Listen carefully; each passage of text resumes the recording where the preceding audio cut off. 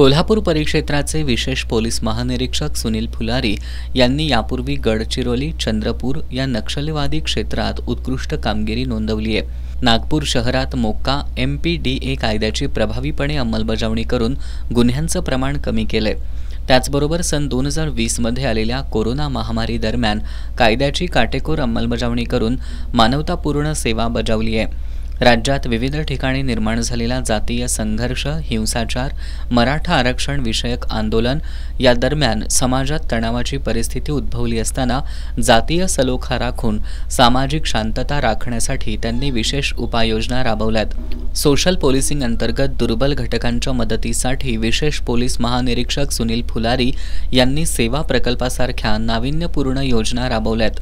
नागपूर, जळगाव, सांगली, पुणे, नाशिक या ठिकाणी कार्यरत असताना गंभीर आणि गुंतागुंतीचे गुन्हे उघडकीस आणण्यासाठी त्यांनी विशेष प्रयत्न केलेत।